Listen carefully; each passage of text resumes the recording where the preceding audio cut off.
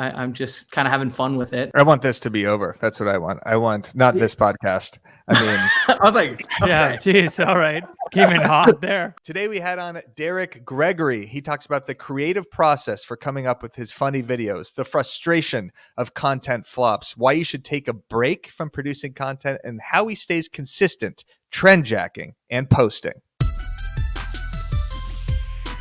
Broke Agent presents Over Ask Podcast. Mr. Derrick Gregory. Is it Gregory or Gregory? It's Gregory. Okay, yeah. cool. I felt like one first name wasn't enough, you know? Yeah, that's Step right. two. I mean, I was going to start this over, but I'm just going for it No, now. start it over. Why? I don't know. Gregory. I think Gregory sounds nicer. Okay. I'd roll with it. Okay, cool. Mr. Derrick Gregory, hello. We've been trying to get you on the podcast since the podcast start. So thank you for being on 2.5 years later. I wanted to make sure it was something that was, going to keep going. Yeah. Yeah, you didn't want it to just be, one and done. You wanted to really get some mileage out of it. Now that we've gained some steam, now you're going to hop on. I wanted to make sure you guys had good microphones. You had the act together. It did take a couple of years, at least on my end, for that. So, yeah, I believe your first excuse for not coming on the podcast was you wanted 10,000 followers to get the swipe up feature back when that was a thing, so that you could actually plug the podcast. The funny thing about that was I was so excited to get that. I got 10,000 followers, and I think it was like 4 days later. They're like, everyone gets it. Dude, when they got rid of the swipe up feature, I thought that my career was actually over. I didn't realize that they were replacing it with links. So my fiance Anne shared an article with me. It was like the swipe up feature's gone. I'm like, okay, well, I'm done now because now we can't plug the podcast or sponsors or anything like that. So my business is collapsing. Yeah, exactly.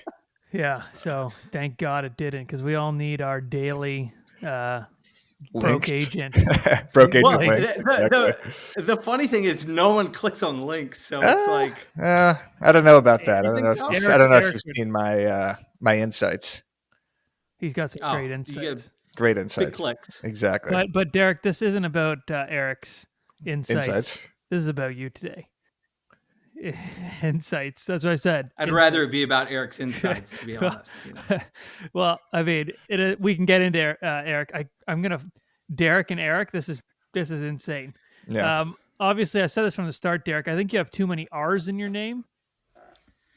But that's neither here nor there. Double R. I mean, it is what it is. But let's get into it here, because we have a very similar background. We've talked about this before. We share a love of music. You were a touring musician. We share a love of the band Need to Breathe. Eric's never heard of them because his music knowledge is slim to none. So, what does Eric even listen to? Like EMD? He listens to Lil Dicky. That would be an extremely true statement back in 2015 or 16. That's such a funny answer.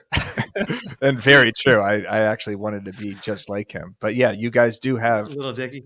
Similar musical backgrounds. And we do want to know, Derrick, because again, it's not about my music taste. How'd you get into the business? How'd you start doing real estate comedy on your Instagram? Now you have a massive following, 18,000 plus. How did it all begin? Well, funny enough, as far as like where real estate started, so I'm originally from California.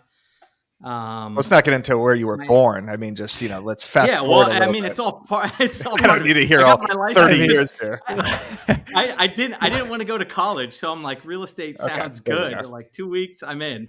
So I got licensed, been doing real estate, and I think probably like a lot of people, I would do, maybe some skits or funny stuff, some humor stuff that had nothing to do with real estate. Cause I was like, the second you start making jokes, people don't take you seriously. And so I just never did any of that. Funny enough, you, Eric, have been a big impact on my journey with doing more humorous stuff within real estate. I think I had been following you for a while. I started this page maybe 3 years ago, specifically because I had on my personal Instagram, I had a bunch of like band friends, and I was like, they're not going to want to see real estate posts, so I'm going to start a new account, which is, in hindsight, I regret it. I wish I kind of kept it all together. But at the time, that was kind of the idea, to start something to be separate, so I could just focus on promoting real estate and that sort of stuff. So started it.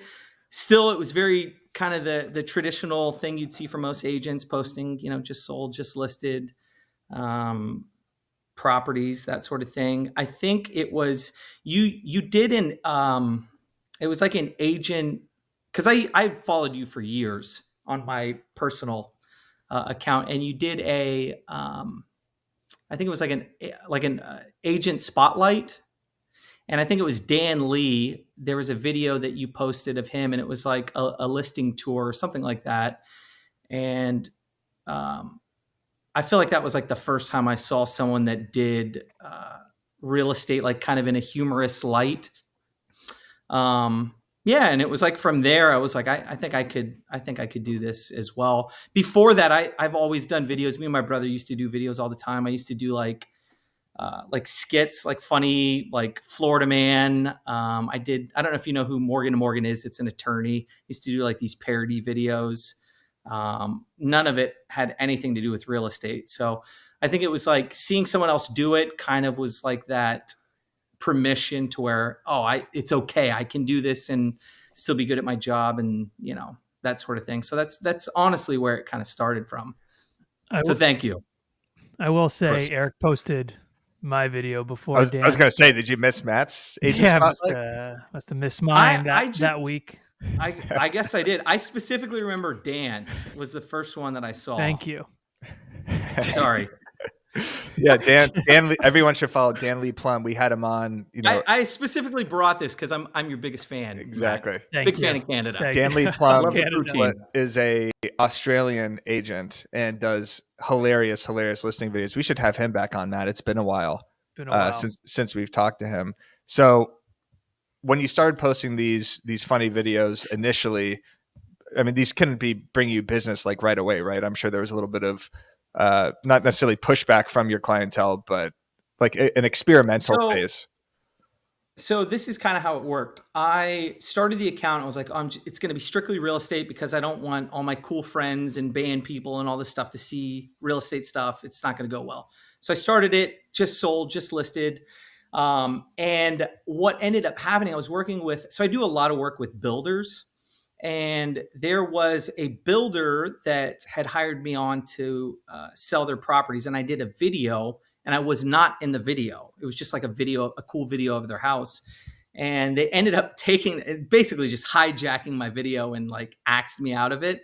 And so it was kind of one of those things like, I need to be in the video. Like, I don't want this to happen again. So I had a builder a different builder that I did a video for. It was kind of the first time I did a video that I was in, like promoting a house. And I've always done video. Me and my brother used to make stupid little videos. So I'm like comfortable with that. But this was the first time I was actually in a video. It wasn't anything funny. It was just me like presenting the home. And that was kind of the first time that I did it. And I had a lot of really good feedback from people like, oh, that was like really cool. Like, you did a really good job with it. You seem really comfortable.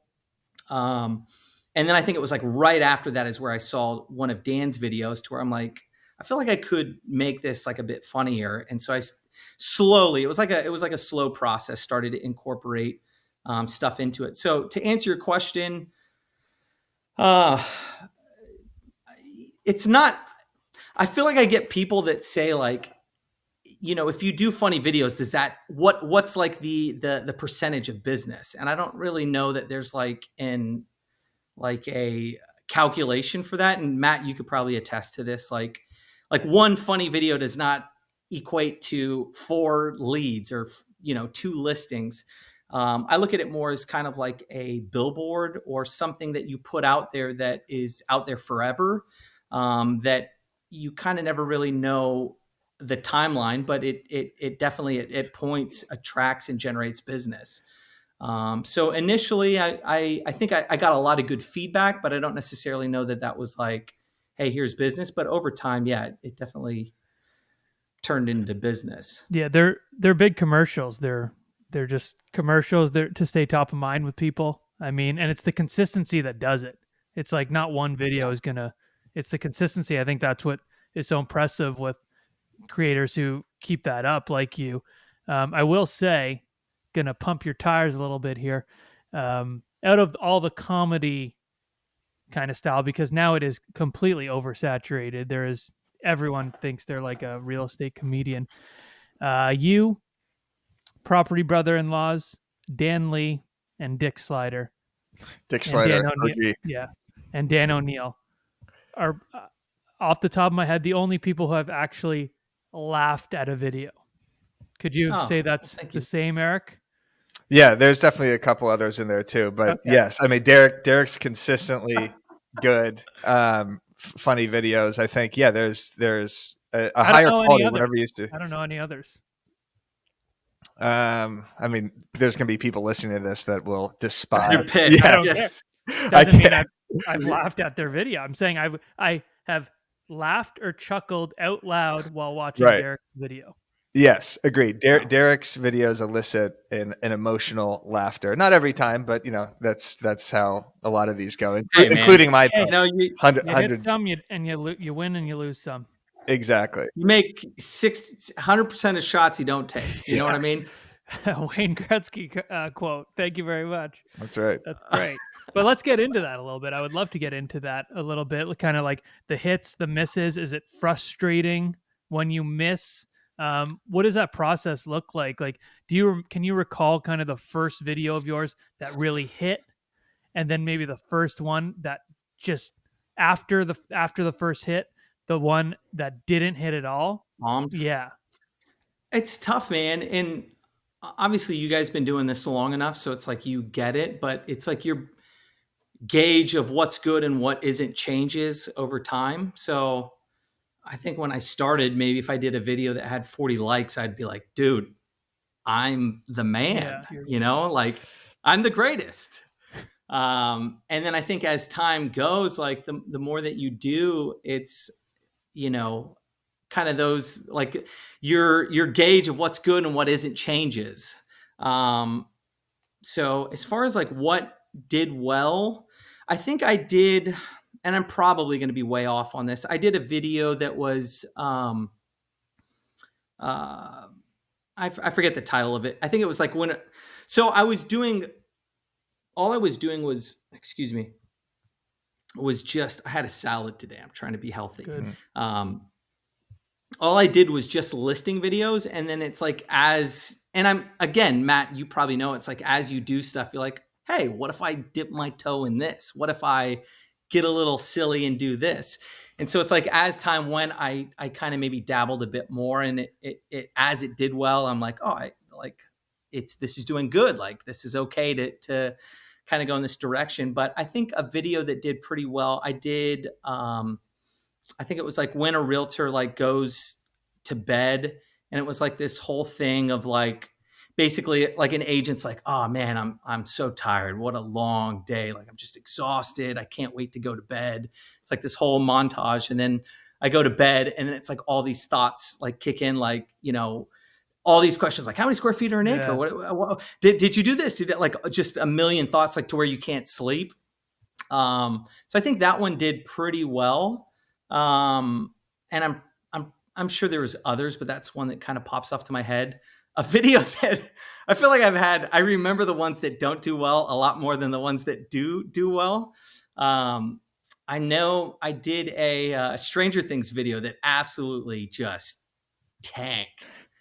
It was, in my opinion, it was so well done though. It's like, yeah, dude, I was like, dude, this is it. I'm getting a Netflix show off of this video. And it just did not do what I was expecting it to do. So, well, that one definitely is one. You've definitely evolved your content to kind of what is hitting more with the more short form. I think 2020, 2021, you were doing a lot of these kind of longer form cinematic, horizontal videos that probably took, I assume, an enormous amount of time to write the script for, hire people, video editing. Like those must have cost thousands of dollars, right? To film those. So yes, I mean, I think it was the start of 2022. I got a video guy. So I do a lot of video myself. So I kind of have an understanding, like I know how to work all this stuff. I know how to edit videos, how to work Adobe, all that sort of stuff. But it was like trying to maximize my time. And editing can take a while. And so I ended up putting someone on retainer that was doing videos for me. And yeah, it was a lot of time. It was a lot of money. For me, honestly, it was a lot of stress because there is a bit of free, and I don't know, Matt, like how you do your videos, like if you just set a camera up and you do your takes and that's kind of how you do it. I think a lot of people think like, oh, the second I get a video guy, then it's easy street. And that's not always the case because you have like someone else, you're kind of accounting for their time. You have to make sure you have your stuff together. Whereas if, I have a camera set up in my living room and I'm filming something, I can do a bunch of takes and take my time with it to make sure I have it right. So, but yeah, in 2022, I like made an effort. Like I want to, start doing some really high quality stuff. It was a lot. Like I'm not really doing at the time. I was like doing, videos that were over, 30 seconds, like a minute and a half. And so they're more like skits. It wasn't like me talking about interest rates or contracts. So it was a bit more time that kind of went into planning it out. It became a bit stressful. And I feel like some of them didn't really perform as well, which I know you and I, Eric, have talked a lot. Like I'd send you stuff to see what your thoughts were on it. There's a lot of times you're like, hey man, this is like way too long. Like you need to cut this thing in half.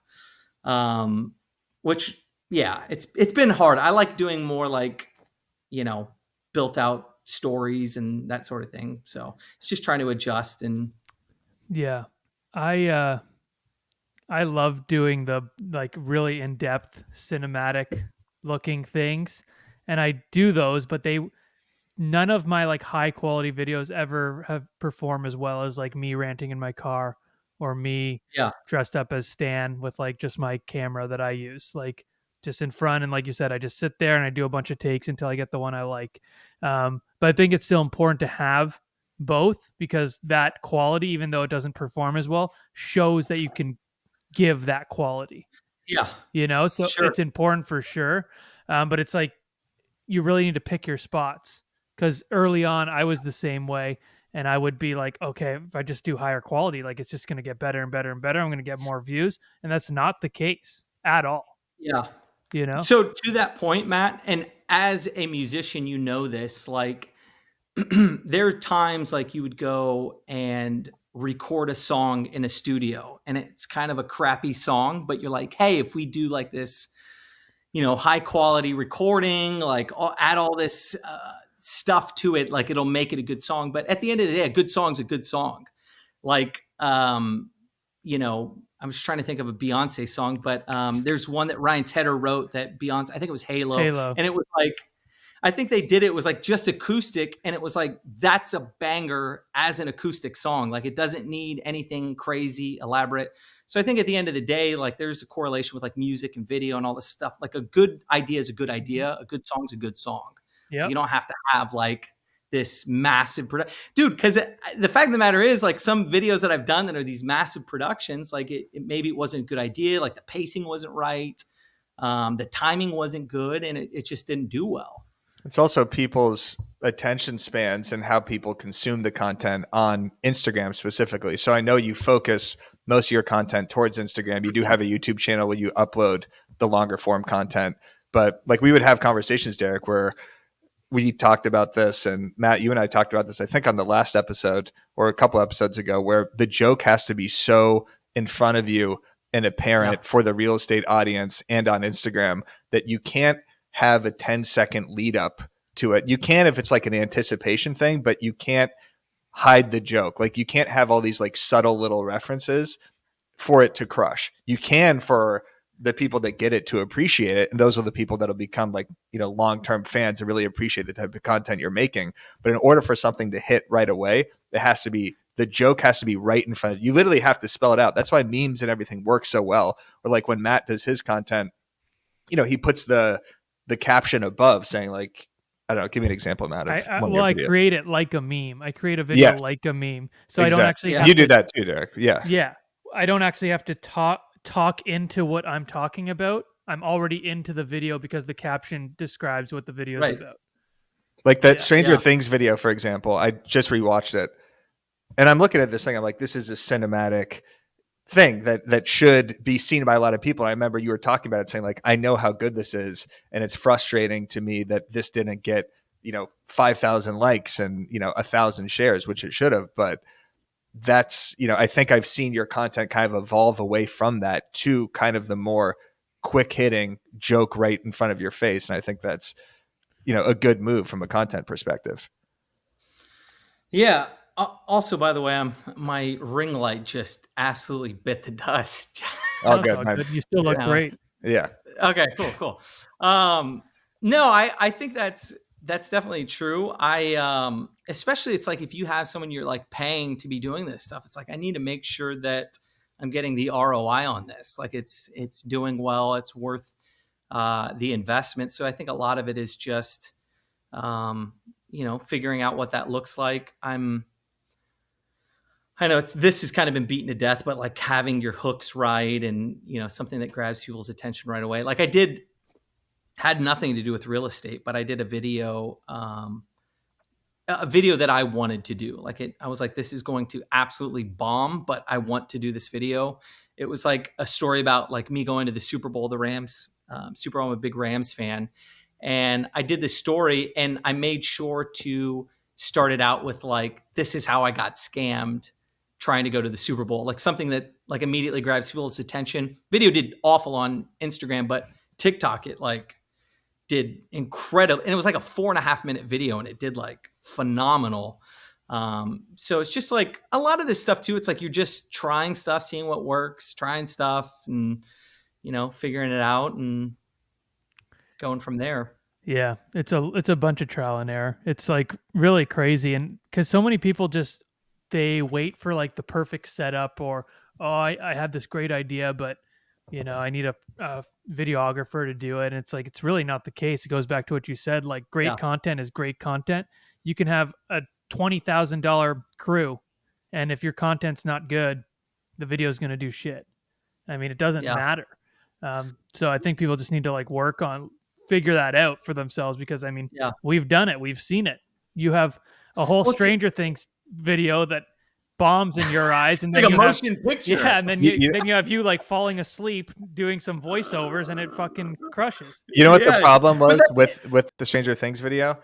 I think there was too long. Well, there was an intro. So anytime you have like a title slide, and I learned this early on too, if you have a title slide that says like Stranger Things of real estate or something like that, for the first 3 seconds, you're already gone. Like you got to be already in the video. So like what I mean by that is it wasn't on your face or anything. It was literally like the Stranger Things logo and it said Stranger Things or whatever. So by the time you see that, see you later.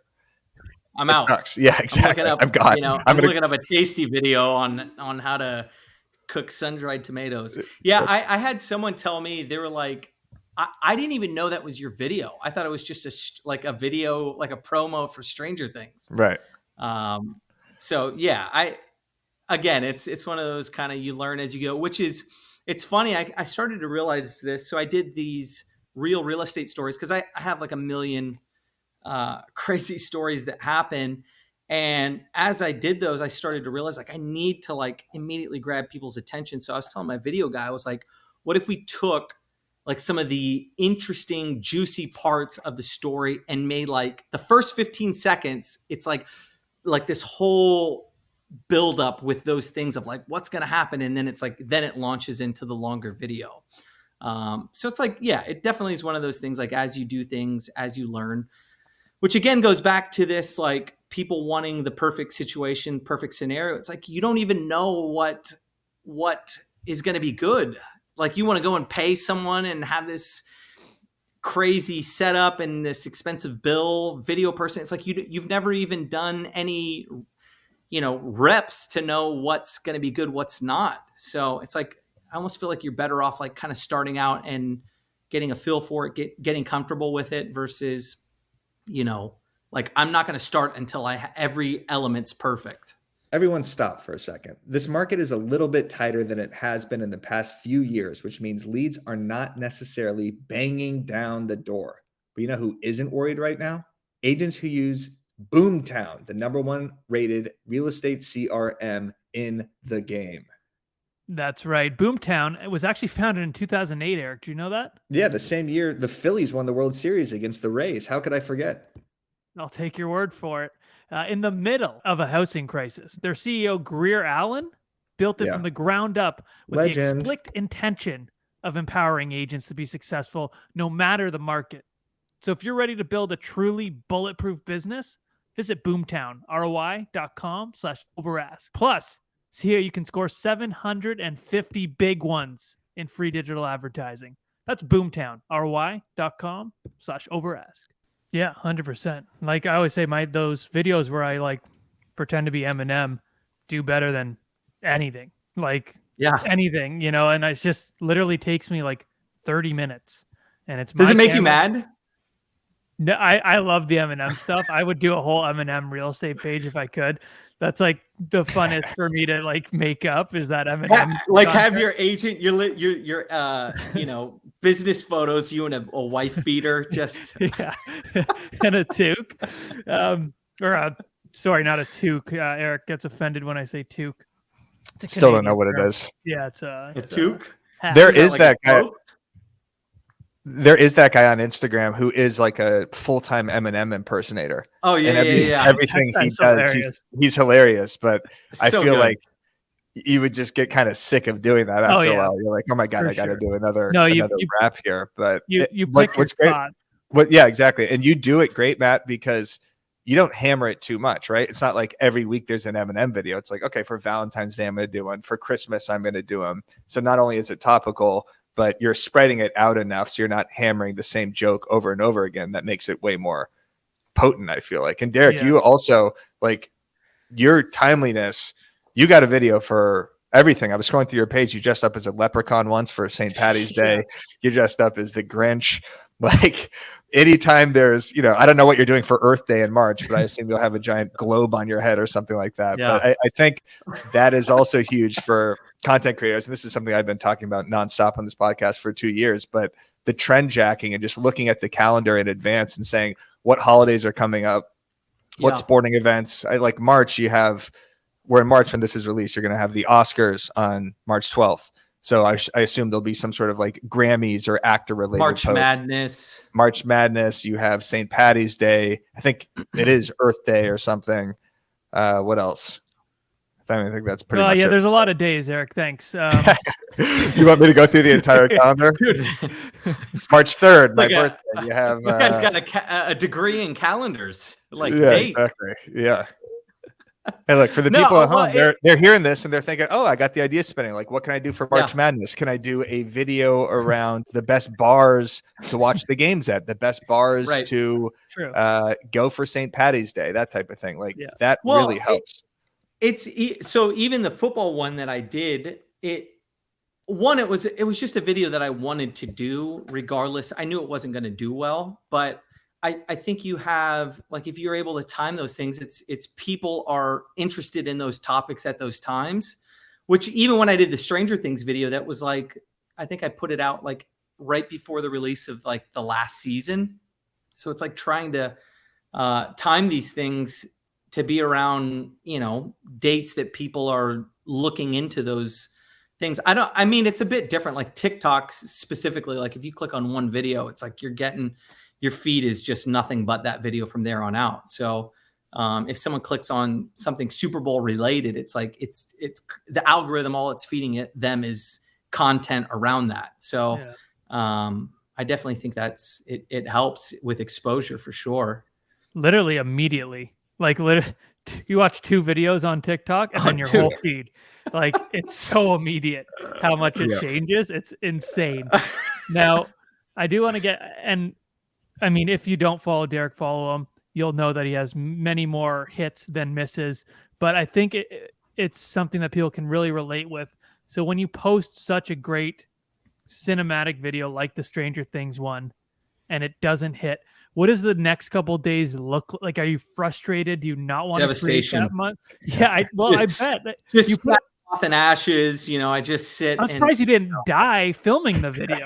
Like, dude, it's the worst. But that goes back to what I said earlier. It's like your barometer of like what I think it was. I heard John Mayer say something about like defining like what is like successful to you, like having that standard, because it's like otherwise, if it's like this floating thing, it changes so much. Like, there was a period of time, whatever activity the Stranger Things video got, like maybe a year prior, I would have been like, dude, like I am Mark Zuckerberg. Like this is incredible. And it just fluctuates. So I think having like that, you know, I don't know, maybe like setting expectations, which I should definitely do a better job with. But yeah, it sucks, man. Like you post, you know, I'll be like, dude, I'm shadow banned right now. It's like, no, dude, you're just not funny, you know?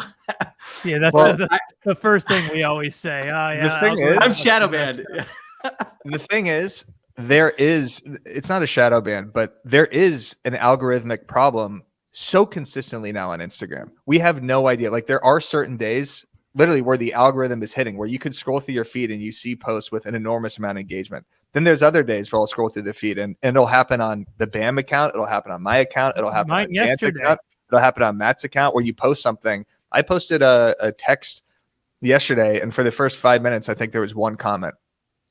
That hasn't happened to me in a very long time.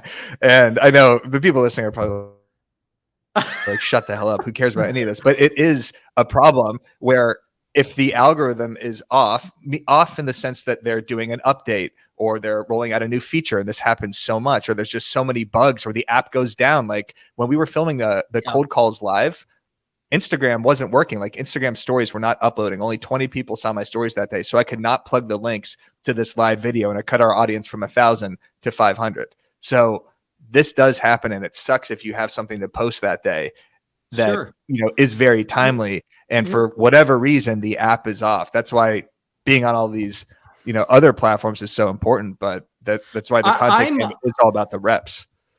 I'm kind of running into that too. Like I had, I've been legitimately, I have strikes on my account to where I just like last week was able to go live again. I still can't do collaborations. So I did a video with, I didn't even know this. I did a video with Shane Bergman, and this was when I was in Vegas. We were posting it that day, and we went to post it, and I couldn't do collaborations. And I knew I had like some kind of ban. I made a sarcastic, most of my strikes, if I look at them on my account, are me making like sarcastic comments on your posts, Eric. Mm-hmm. And then I had someone had posted something. That's because I report your comments. You do. That's what why it this is. is happening. Yeah. I'm trying to get you shadow. I'm in Instagram's timeout. But yeah, all that to say, I definitely, there's been certain elements within Instagram I haven't been able to do for a couple months now. I just got lives back. Collaborations I still can't do. So yeah, I don't know if that has any impact on stuff I've been posting, but yeah, I mean, sometimes stuff hits, sometimes it doesn't. You know, I think for me, it's, I'm trying to get back to like, I want to enjoy posting. Like, I feel like it can become a bit of a rat race. Like you're constantly chasing, like if you have a video that does well, it's like, I have to do the same video again, the same style. And I'm trying to get a little bit away from like, you know, this idea of like, everything has to be perfect. Everything has to be good. So it's still a struggle, but something I'm working on for sure. You could check your account status. So you could go to your insights and you could actually check to see your eligibility for like badges and monetization, and it'll tell you when you have strikes. I had a strike on my account because someone commented on I made some golf meme and I said, I'll beat you with my 7-iron. And Instagram took that as like a violent threat, as in I would literally bludgeon someone in the head with my Srixon 7-iron. And I appealed it on Instagram. It came back as, they rejected my appeal. And then for 2 weeks, it does actually affect your engagement and everything. It basically puts you in kind of Instagram timeout where your content is only being shown to your followers. So everybody could go check your account status and your insights, or maybe it's in your settings, but that is a frustrating That makes sense. problem. That just happened to me on that It last did? video I posted. Dan said something about like Grant Cardone, and Yeah. I said like Grant Cardone like punched Dan in the throat or some shit. Yeah, And yeah. then I got like a Strike. a message that came up saying like, "Yo, we deleted your comment." Yep. And And then, that could Dude, put you in jail for 2 weeks. It's crazy. Someone posted a video of a spider in their house, and I said I would burn the house down and start a new life somewhere else. And then they were like, "Hey, Yeah, you're the gone." threat to burn the house down. Yeah. Exactly. it's insane. It's crazy. I know, So, Derrick, it's so annoying. coming up with content, obviously you've been doing it on a consistent basis. We noticed, I don't know, a couple months ago, you took a pretty long hiatus. And I remember I was texting either with Matt or Dan. We were like, where the hell has Derrick Gregory been? Because you become kind of a staple in your daily, scrolling, where it's like, okay, Derrick's going to have a couple funny stories up. He's going to have a post once or twice a week. You used to send me memes all the time. So it was like, where the hell did he go? We were concerned for your well-being. We were concerned for your well-being. Exactly. And turns out you were on. I had a post that didn't do well, Yeah, exactly. The Stranger Things post put you out for 3 weeks. But it turns out you were just, taking a hiatus. I think you were enjoying your honeymoon or on vacation or something.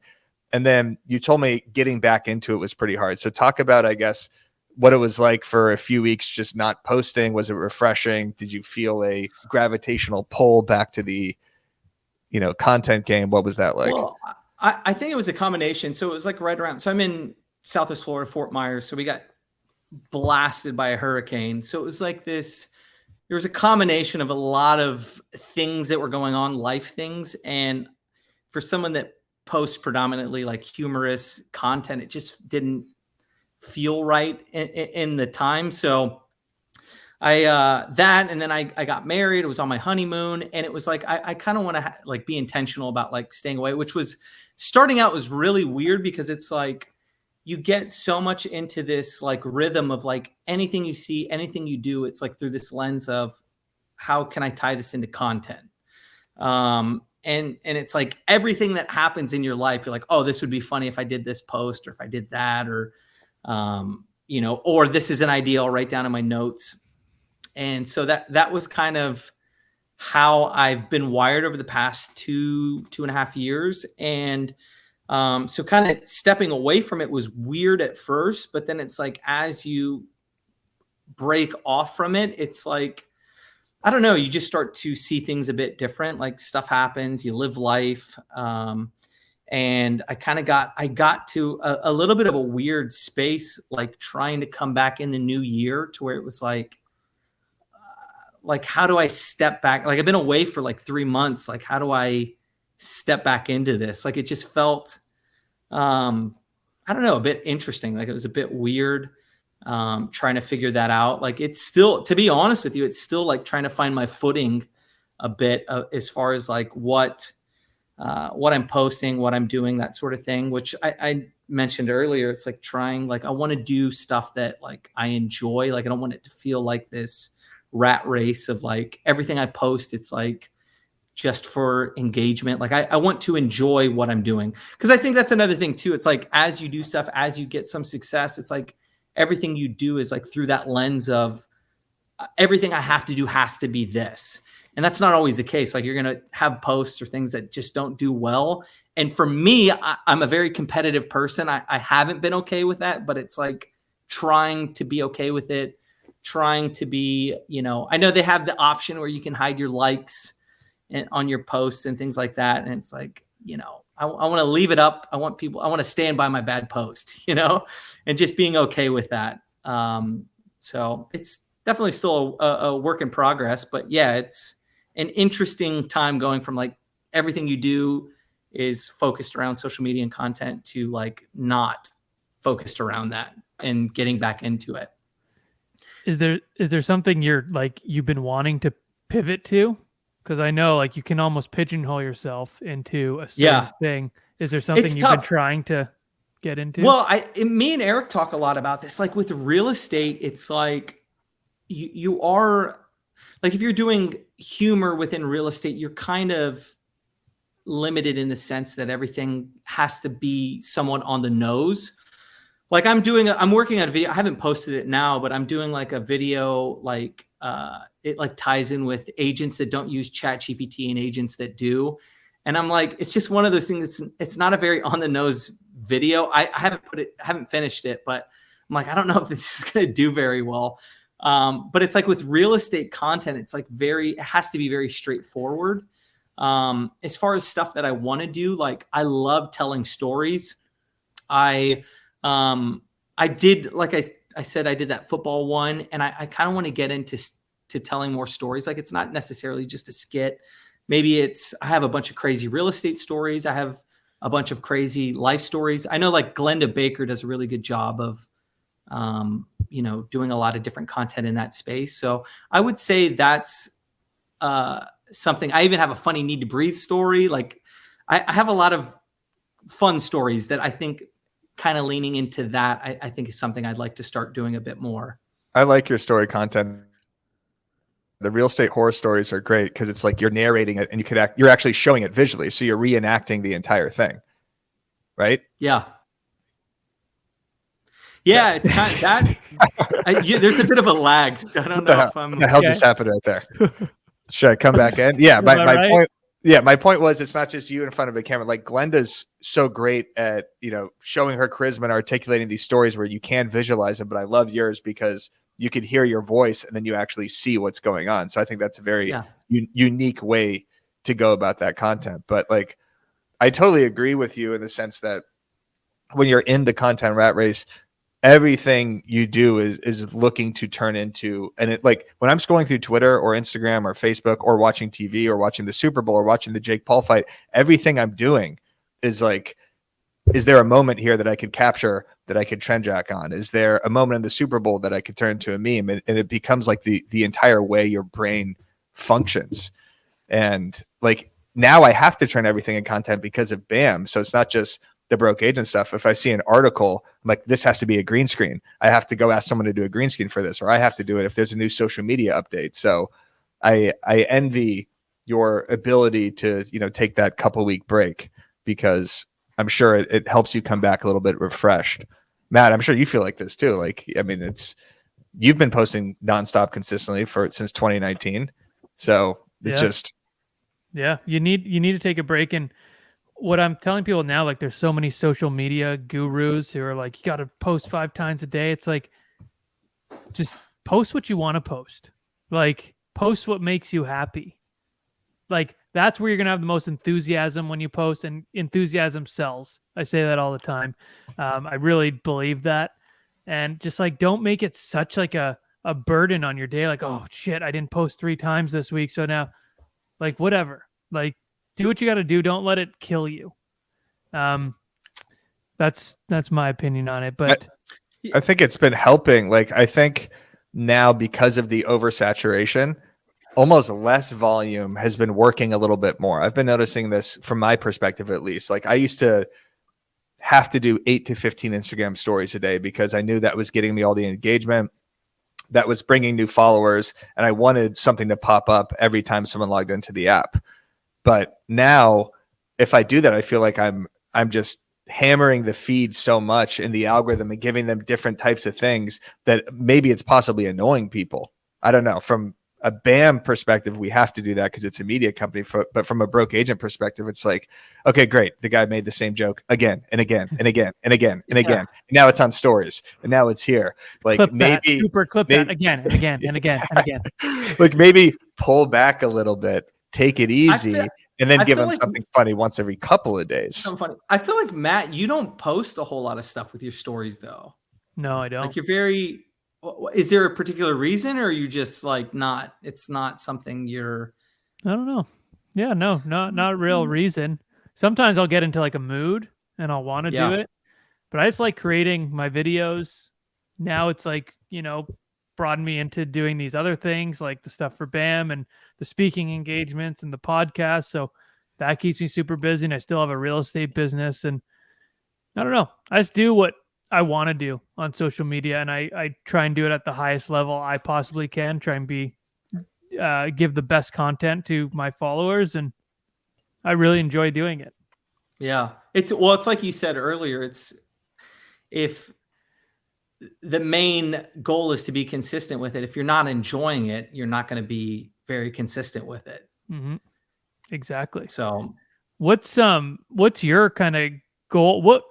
I think I know the answer, what your goal was when you started. It's probably similar to me, but like, what are you trying to get from this other than real estate business? Do you want to get into speaking? Do you want to have a podcast? Like where do you want to go from this?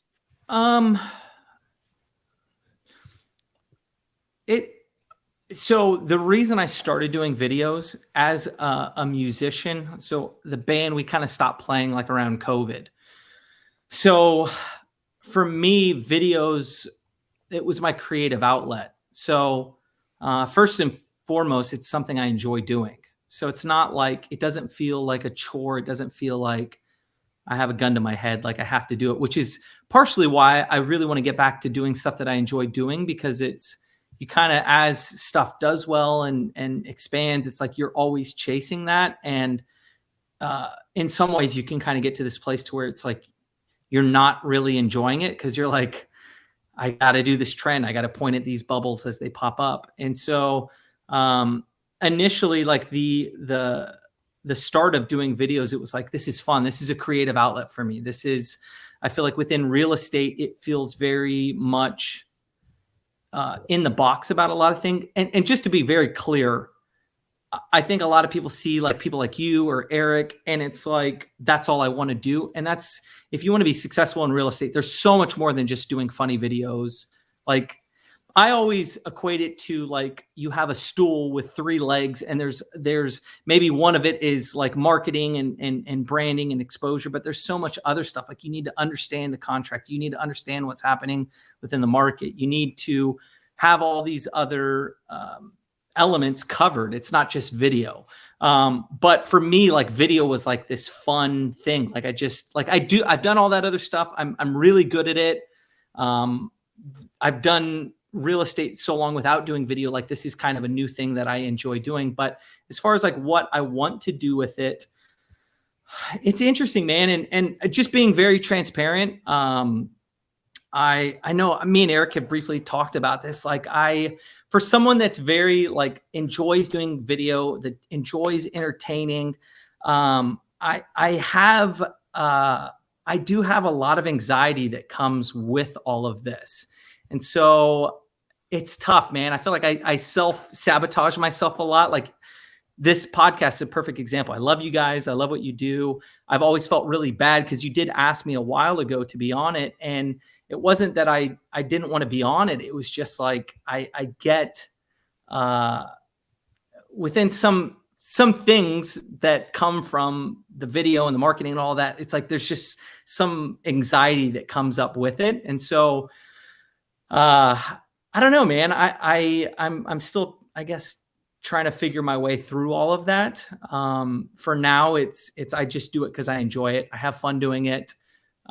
If nothing more than what I have comes from it, I'm content with that, in some respects. But yeah, I don't know. Like, there's not really necessarily like this mapped out vision of everything I want from it, which maybe is bad. I don't know. I'm just, kind of having fun with it. I want this to be over. That's what I want. I want not this podcast. I mean, I was like, okay. Yeah, geez. All right. Came in hot there. The content creation thing. That is my goal, to have this all end at some point. Yeah. Because it is. Really? I like it. I mean, look, I love it also. I really do. But I'm just like, I'm not going to be doing memes in 3 years, right? From a broke agent perspective. I don't think so. Maybe. What? Who's going to do the memes then? No, not 3 months, like 3 years. I know 3 years is eventually it becomes weird. If I'm 40 years old, I'm 32 right now. If I'm 40 years old doing the same thing, then something went horribly wrong. I want BAM to become the biggest media company. I love building that.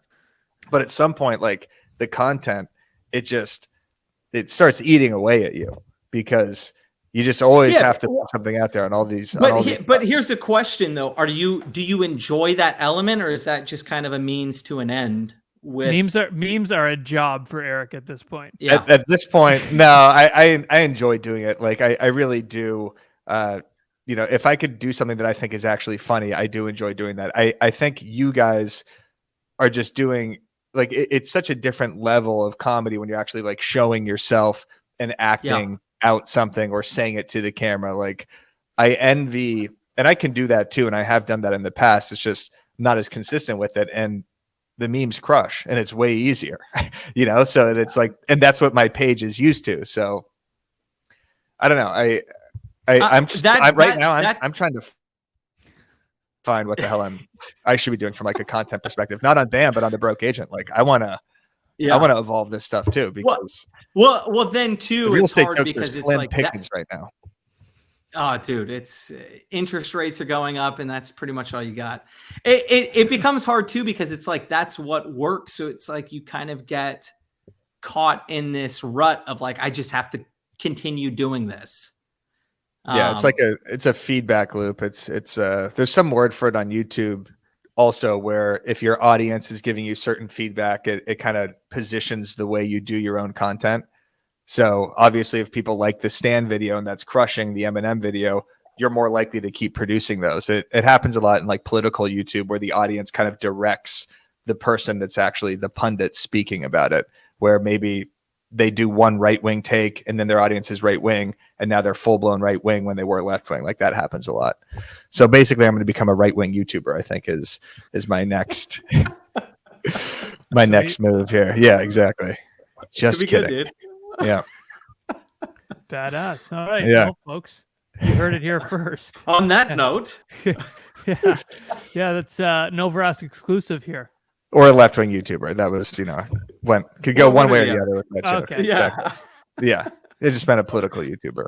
My point is that your audience can definitely heavily influence what sort of content you're creating. Oh, sure. Well, then it's like you do something that does well. It's like you want that dopamine hit of the next thing doing well. So it's like you're just constantly in that rat race. And it's like, that's for me something I'm not definitely by no means have that sorted, but it's like getting to that point to where I'm okay with it not doing okay. Right. And I feel like that gives you a bit more freedom, like going back to kind of, which I think it's good, like to understand what's working and that sort of thing. I think that's important, but like to have that dictate,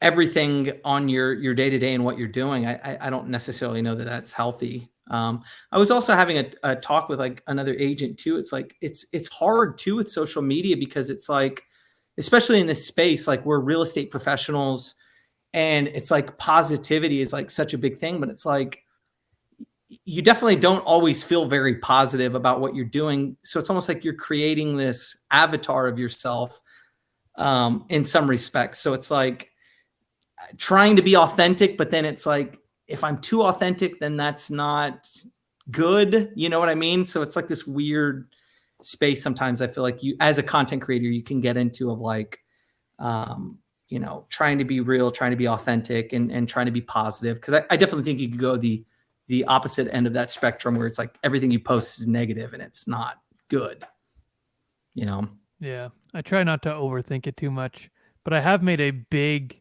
turn in a lot of my content. Whereas when I started, a lot of it would be kind of like making fun of agents or clients. And I've kind of completely stepped away and shifted away from that. Not really for any reason. It was just kind of, I don't know. I started to take a step back and I was like, there's like more to this. This is like, why am I just making fun of everyone all the time?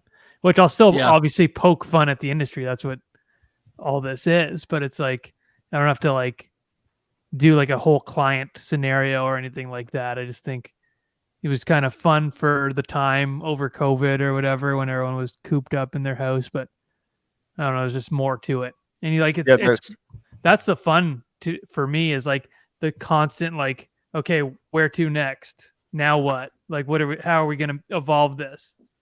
It's important to be conscious of that too, because if you are only creating content that makes fun of your clients, obviously from an agent perspective, your clients can see that. So that could damage your business. It's great for agent to agent content for referrals and stuff because every agent can laugh about it. But I'm always conscious of trying not to specifically just do that either. So I'll make fun of agents, I'll make fun of client scenarios, and then just general real estate frustrations. General real estate frustrations about the market, like, you know, the hot sellers market from 2020, 2022, you know, trying to get your offer accepted. Any post about that is shareable for everybody because that's just a general real estate frustration. So those are the ones that could get 10,000 shares because other real estate agents can share it and your clients can also relate to it.